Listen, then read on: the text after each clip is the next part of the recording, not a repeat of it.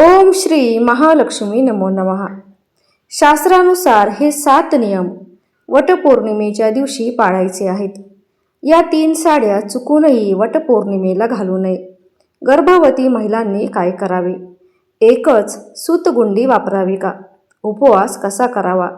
जर आपल्याकडून काही चुका झाल्या तर हे खूप अशुभ मानले जाते. आपल्याला काही गोष्टी माहिती नसतात, त्यामुळे आपल्याकडून चुका होतात आणि नंतर मात्र आपल्याला त्याचे परिणाम भोगावे लागत असतात. कोणत्या आहेत त्या 3 साड्या? आता आपण जाणून घेणार आहोत. अशा साड्या घातल्यामुळे आपल्याला नेहमीच अडचणींचा सामना हा करावा लागतो. यंदाची वटपौर्णिमा 29 जून सोमवार रोजी आलेली आहे. वटपौर्णिमा का साजरी करतात? तर सावित्रीने आपल्या पतीचे प्राण परत मिळवण्याकरता यमराजाला आपल्या भक्तीने संतुष्ट केले व आपल्या पतीचे प्राण परत मिळवले. ज्या वडाच्या वृक्षाखाली तो पुन्हा जिवंत झाला ते वडाचे झाड होते आणि तो दिवस होता ज्येष्ठ पौर्णिमेचा, म्हणजेच वटपौर्णिमेचा. त्यावेळी सावित्रीने वडाची मनोभावे पूजा केली. या प्रसंगाची आठवण म्हणून आजही आपण सर्व स्त्रिया वडाच्या झाडाची मनोभावे पूजा करत असतो. म्हणजेच देवतुल्य असे झाड म्हणून सुद्धा ओळखले जाते. वडाच्या झाडामध्ये प्रत्यक्ष ब्रह्मा, विष्णू, महेश तिन्ही देवतांचे स्थान आहे. जेव्हा आपण वटपौर्णिमेला वडाच्या झाडाची पूजा करतो तेव्हा आपल्याला त्रिदेवांचे पूजन केल्याचे पुण्यफळ, सुख, सौभाग्य प्राप्त होते. ब्रह्मा, विष्णू, महेश हे तीनही देवता आपल्याला भरभरून आशीर्वाद देत असतात. म्हणून प्रत्येक सवाष्ण स्त्रीने वडाच्या झाडाची ज्येष्ठ पौर्णिमेला मनोभावे पूजा करावी. तसेच या वर्षीची वटपौर्णिमा ज्येष्ठ पौर्णिमा तिथी प्रारंभ 28 जून रविवार सकाळी 8:35 सुरू होत आहे आणि ज्येष्ठ पौर्णिमा समाप्ती 29 जून सोमवारी सकाळी 8:48 संपत आहे. म्हणजे उदय तिथीनुसार 29 जून रोजी सोमवारी वटपौर्णिमा साजरी केली जाणार आहे. वटपौर्णिमा व्रत पूजा कधी करू नये? रविवारी रोजी सकाळी 8:35 ही पौर्णिमा तिथी प्रारंभ होणार आणि दुसऱ्या दिवशी 29 जून 8:48 ही पौर्णिमा तिथी संपणार आहे. राहू काळ हा 29 जून सकाळी 6:44 पासून ते 8:27 राहू काळ असणार आहे. शास्त्रानुसार असं म्हटलं जातं की राहू काळामध्ये कोणतेही शुभकार्य करू नये. त्यामुळे शक्यतो राहू काळामध्ये वडाची पूजा महिलांनी करू नये. म्हणजेच 8:27 नंतरच पूजा करणे अनिवार्य राहील. आपल्या भोलेनाथाचा दिवस म्हणजे सोमवार, त्यामुळे सौभाग्यवर्धक असे वटपौर्णिमेचे व्रत ठरणार आहे. सर्व महिलांनी या दिवशी लवकर उठायचं आहे आणि वडाच्या झाडाची पूजा करण्या अगोदर काही महिला काय करतात तर सकाळी लवकर उठतात आणि घाईघाई करून वडाच्या झाडाची पूजा करून घेत असतात. पण असं करू नका. महिलांनो, सर्व काही नीट व्यवस्थित करायचं आहे. आपल्याला तर या दिवशी सकाळी लवकर उठायचंच आहे. आंघोळीच्या पाण्यात हळद टाकून आपल्याला आंघोळ करायची आहे. म्हणजेच आपल्यावर लक्ष्मी नारायण दोघेही प्रसन्न होतील.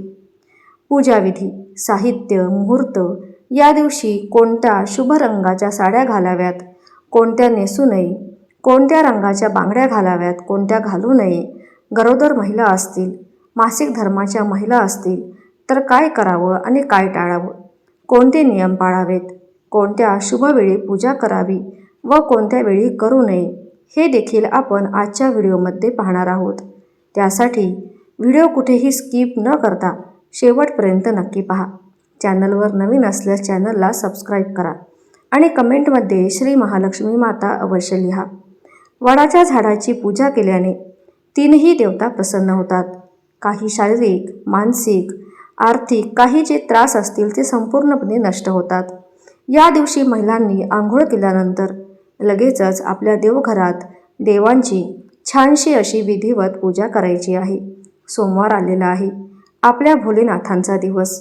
माता पार्वतीची सुद्धा छानशी विधिवत पूजा करायची आहे.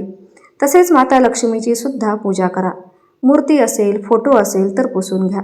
मूर्ती असेल तर छान पंचामृताने किंवा गाईच्या कच्च्या दुधाने अभिषेक करायचा आहे.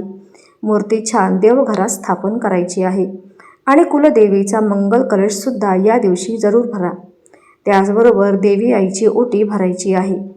आता तुम्ही वटपौर्णिमेला देवी आईची ओटी खणा नारळाने नाही भरली तरीही चालेल, पण गहू आणि आंबा घ्या, त्याने देखील ओटी भरली तरीही चालेल. तुळशी मातेची पूजा करा. आपल्याला ज्येष्ठ पौर्णिमेला वटपौर्णिमेला गव्हाच्या ओटीला खूप जास्त महत्त्व आहे. आपण इतर वेळी अख्ख्या तांदळाने ओटी भरत असतो. यावेळी ज्येष्ठ पौर्णिमेला जेव्हा आपण वडाच्या झाडाजवळ ओटी भरतो किंवा 5 बायकांची ओटी भरतो आंब्याने, तेव्हा गव्हाला खूप जास्त महत्त्व आहे. महिलांनो, या दिवशी गव्हाचाच वापर करा. आपल्या कुलस्वामिनीची सुद्धा ओटी भरताना, तुळशीजवळ ओटी ठेवताना किंवा वडाच्या झाडाखाली ओटी भरताना, 5 बायकांची ओटी भरताना तुम्ही मुठमुठभर असे गहू वापरायचे आहेत. पण तांदळाचा अजिबात सुद्धा वापर करू नका, कारण गव्हाला खूप जास्त महत्त्व आहे. सोन्यासारखं सुख ऐश्वर्य तुमच्या ओटीत देवी आई साक्षात लक्ष्मी माता देत असते. म्हणूनच गव्हाचा वापर करायचा आहे. वडाचे झाड हे धार्मिकरित्या जितकं महत्त्वाचं आहे, तितकंच शास्त्रीयदृष्ट्या वडाचे झाड 100 वर्षापेक्षा जास्त काळ जगते. त्यामुळे सौभाग्यवती महिला पतीला दीर्घायुष्य लाभण्यासाठी हे व्रत मनोभावे करत असतात. वडाचे झाड हे 100 वर्षापेक्षा जास्त दिवस जगते. त्याचप्रमाणे पतीला सुद्धा असेच दीर्घायुष्य लाभावे अशी प्रत्येक महिलांची ईश्वराच्या चरणी प्रार्थना असते आणि जन्मोजन्मी हाच पती भेटावा यासाठी महिला मनोभावे वटपौर्णिमेचं व्रत करत असतात. वटपौर्णिमेच्या दिवशी विवाहित स्त्रियांनी स्नान करून शृंगार परिधान करावे. व्रताचे संकल्प करून पिवळ्या रंगाचे कपडे परिधान करा. वडाच्या झाडाला पूजनासाठी ताटात फुले, अक्षता, दिवा, अगरबत्ती, मिठाई, साखर, पुरणपोळी, ओटीत भरण्यासाठी गहू, आंबा, एखादा ब्लाऊज पीस, यथाशक्ती गोड काहीतरी असावे. आंबा, हळदी कुंकू यासारख्या गोष्टी ठेवा. वडाच्या झाडाला पाणी टाकून रक्षासूत्र बांधून 7 वेळा प्रदक्षिणा मारा. पतीच्या दीर्घायुष्यासाठी मनोभावे प्रार्थना करा. विवाहित स्त्रियांनी सौभाग्याचे लेणे देऊन त्यांचा आशीर्वाद घ्यावा. यामुळे आपल्या सौभाग्यात वाढ होते आणि आपल्याला त्यांचे शुभ आशीर्वाद मिळतात. वटपौर्णिमेला कोणती साडी नेसावी व कोणती नेसू नये? वटपौर्णिमेच्या दिवशी हिरव्या रंगाची साडी जर महिलांनो तुमच्याकडे असेल तर अवश्य परिधान करा. सुख सौभाग्याचे प्रतीक आहे हिरवा रंग.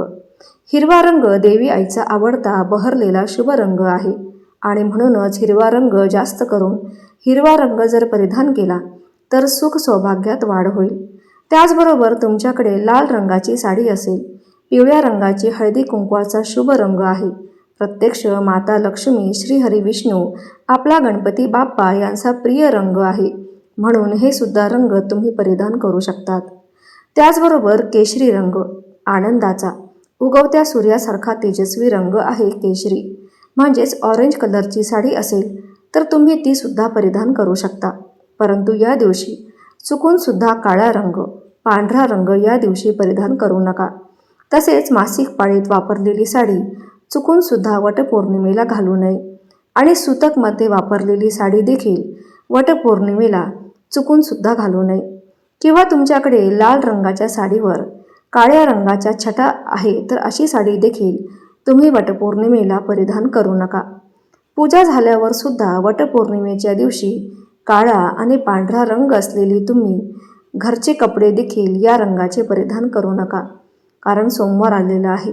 त्यामुळे वटपौर्णिमेचा आपल्याला शुभ रंगच परिधान करायचा आहे. हिरवा रंग परिधान करा, लाल रंग परिधान करा, पिवळा, ऑरेंज, गुलाबी, जांभळा कलर या रंगाच्या साड्या आपण परिधान करू शकतो. तुम्ही वांगी कलरची साडी असेल तुमच्याकडे तर ती सुद्धा तुम्ही परिधान करू शकता. त्याचबरोबर महिलांनो, हिरव्या काचेच्या बांगड्या सौभाग्यवती स्त्रियांनी या दिवशी हातात नक्की घालाव्यात. आधीच्या असतील, तुम्ही 4 दिवसात वगैरे वापरलेले असतील, तुम्ही कुठे गेलेले असाल, तुम्ही सुतकात वगैरे त्या बांगड्या घातलेल्या असतील तर त्या बांगड्या, अशा बांगड्या काढून टाका आणि वटपौर्णिमेच्या दिवशी छान नवीन बांगड्या घ्या. जरी कमी भरल्या तुम्ही 6-6, अगदी 2-2, 4-4 भरल्या तरीही चालेल. कपडे मात्र 4 दिवसात वापरलेले वगैरे कपडे असतील तर असे कपडे चुकून सुद्धा घालू नका. मासिक पाळीत वडाच्या झाडाची पूजा करू नका. उपवास तुम्ही करू शकता. वडाची पूजा करताना वडाच्या झाडाखाली जाऊनच पूजा करायची आहे. फांद्या वगैरे तोडून आणलेल्या आहेत आणि तुम्ही त्यांची पूजा करताय तर असं अजिबात करू नका. तुम्हाला जर वडाचे झाड लावायचं असेल तर तुम्ही नवीन झाड घेऊन या आणि या झाडाची पूजा केली आणि नंतर ते झाड तुम्ही एखाद्या गार्डनमध्ये तुमच्या घराजवळ लावलं तर अतिशय उत्तम. पण फांद्यांची पूजा करू नका. फांदे तोडण्याची चूक अजिबात करू नका. या दिवशी आपल्याला झाडाची पूजा करायची आहे. बऱ्याच महिला फांद्यांची पूजा करतात, पण चुकूनसुद्धा असे करू नका. फांदी तोडायची नाही, झाडाचेच पूजन करायचे आहे. बघा, बऱ्याच ठिकाणी झाडं असतात. आपण झाडाखाली जाऊनच पूजा करायची आहे. या दिवशी कुणाचा अपमान करू नका, कुणालाही कमी लेखू नका. कारण कोणत्या रूपाने देवी आई आपल्या घरी येईल आणि आपल्याकडून पाहुणचार घेऊन जाईल, मान सन्मान करून जाईल ते सांगता येत नाही. आणि म्हणूनच प्रत्येक स्त्रीचा आपण मान सन्मान हा करायचा आहे. कोणाचाही अपमान होणार नाही याची प्रत्येकाने काळजी घ्यायची आहे. मांसाहार, मद्यपान होणार नाही याची देखील काळजी घ्या. जेवढी झाडे लावता येईल तेवढी आपण झाडे लावायची आहे. या दिवशी एक का होईना प्रत्येकाने वडाचे झाड लावा. तुळस लावता आली तर तुळस लावा किंवा इतर झाड लावायचे असेल तुम्हाला तर ते झाड लावू शकता. कारण हा अतिशय शुभ दिवस आहे. वटपौर्णिमेच्या दिवशी आपल्या घरात शांतता राहील याची प्रत्येकाने काळजी घ्यायची आहे. महिलांनो, मन शांत ठेवा आणि मन अगदी प्रसन्न ठेवा. प्रसन्न मनाने केलेली पूजा असू द्या. व्रत उपवास फळ देऊनच जाते, म्हणून शांत आणि प्रसन्न मन ठेवा. तर या दिवशी वटपौर्णिमेच्या पूजेसाठी काय साहित्य लागणार आहे आपल्याला तर ते पाहूयात. 2 हिरव्या बांगड्या लागणार आहेत. आपल्याला शेंदूर, 1 गळसरी, अत्तर, कापूर, पंचामृत, दूध, पंचामृत नसेल तर कच्च्या गाईचे दूध, विड्याचे पान, सुपारी, पैसे, गुळ खोबऱ्याचा नैवेद्य, आंबे, दुर्वा आणि गहू, फूल वगैरे घ्या. तुम्हाला जर वडाच्या झाडाला एखादा हार घालायचा असेल तर तुम्ही हार घेऊ शकता. आपल्याला सर्व महिलांना माहीत आहे की प्रथम आपण गणपतीची सुपारी मांडून स्थापना करायची आहे. पहिल्यांदा वडाच्या झाडाखाली गेल्यानंतर पहिल्यांदा गणपती मांडायचा. तुम्ही विड्याची 2 पानं मांडायची आहेत, त्यावर सुपारी ठेवायची आणि गणपती बाप्पांची आपल्याला प्रथम पूजा करायची आहे. हळद, कुंकू, अक्षदा, फुलं वाहून गणपती बाप्पांचे पूजन आपल्याला करायचे आहे. त्यानंतर आपल्याला वडाच्या झाडाला थोडं दूध किंवा पंचामृत किंवा पाणी अर्पण करायचं आहे. हळदी कुंकू, फुलं वाहून पूजा करायची आहे आणि नंतर आपल्याला सूत गुंडाळायचं आहे. सौभाग्य अलंकार आणलेलं असेल तर तो बी सौभाग्याचं अलंकार अर्पण करायचं आहे. मुठभर गहू आणि तुम्हाला आंबा याची ओटी ही सावित्री मातेसाठी तुम्हाला वडाच्या झाडाखाली भरायची आहे. जशी दरवर्षी तुम्ही पूजा करता विधिवत तशीच पूजा करायची आहे. जन्मोजन्मी हा जोडीदार मिळावा. जोडीदारासोबतचे आयुष्य सुखाचे, समृद्धीचे, आरोग्याचे आणि भरभराटीचे जाओ हीच ईश्वरचरणी प्रार्थना करा. नंतर तुम्ही काही खाल्लं तरीही चालेल. काही महिला काय करतात, वटपौर्णिमेच्या दिवशी संपूर्ण दिवस रात्र छान असा उपवास करतात आणि दुसऱ्या दिवशी उपवास सोडत असतात. आता तुमची जशी परंपरा आहे तसं तुम्ही करू शकता. काही ठिकाणी वडाची पूजा केल्यानंतर लगेचच घरी गेलात की लगेच उपवास सोडतात, तर काही ठिकाणी पूर्ण दिवस रात्र उपवास करतात. आता पाहूया गरोदर स्त्रियांनी काय करावे. तर गरोदर स्त्रियांनी फक्त लांबून नमस्कार करून आपल्या पतीला उदंड आयुष्य, आरोग्य, सुखशांतीसाठी प्रार्थना करायची आहे. पूजा करू नका. जर तुमचा 7वा, 8वा, 9वा महिना चालू असेल तर चुकूनसुद्धा वडाच्या झाडाला फेऱ्या मारू नका. नाहीतर पोटातील बाळाला कालसर्पदोष लागण्याची शक्यता जास्त असते. गरोदर महिलांनी पुढील वर्षी पूजा करायची आहे. यावर्षी पूजा करू नका. आणि 1 ते 6 महिने झाले असतील तर तुम्ही वडाच्या झाडाखाली जाऊन हळदी कुंकू लावून या. झाडाखाली नमस्कार केला तरीही चालेल. कोणाचीही ओटी भरू नका आणि तुम्ही कोणाकडूनही ओटी भरूनही घेऊ नका. तुम्हाला जर कोणी ओटी दिली तर घेऊसुद्धा नका. शक्यतो पूजा करण्यासाठी जाऊच नका. पण चुकून गेलास तर फेऱ्या मारू नका. कोणाकडून ओटी घेऊ नका. फक्त आपला जो दोरा आहे तो फक्त वडाच्या झाडाला ते सूत फक्त तिथे अडकवून या. म्हणजे त्याच्यावरती जो दोरा असेल त्या दोरामध्ये ते अडकवा आणि गुंडी तिथेच ठेवा. तर गरोदर महिलांनी हे नियम पाळायचे आहेत. आता सर्व स्त्रिया वडाच्या झाडाखाली वटपौर्णिमेला पूजनासाठी गेल्यानंतर एकीची सुतगुंडी दुसरीला देऊ नका. ही चूक अजिबात करू नका. मी काही ठिकाणी बघितले, 7 फेरे मारून घेतात, सूत तोडून घेतात आणि दुसरीला देऊन जातात. तर अशी चूक अजिबात करू नका. वडाला 7 फेरे मारताना 7 वेळा धागा गुंडाळून उरलेला धागा सूतगुंडी तिथेच खोचून द्या. तो दोरा तोडण्याची, कापण्याची चूक करू नका. वडाची पूजा करताना बरोबर स्वतःचा धागा घेऊनच झाडाखाली जा. आधी आपलं पूजेचं ताट तयार करायचं आहे. सगळ्या वस्तू आहे का नाही हे काळजीपूर्वक बघा आणि त्यात खास करून स्वतःची गुंडी असायलाच हवी. बघा, अगदी सख्ख्या बहिणी जरी असलात तरी तुम्ही एकमेकींना स्वतःची गुंडी देऊ नका. तर या काही गोष्टी आहेत, त्या वटपौर्णिमेच्या दिवशी सर्वांनी पाळायच्या आहेत.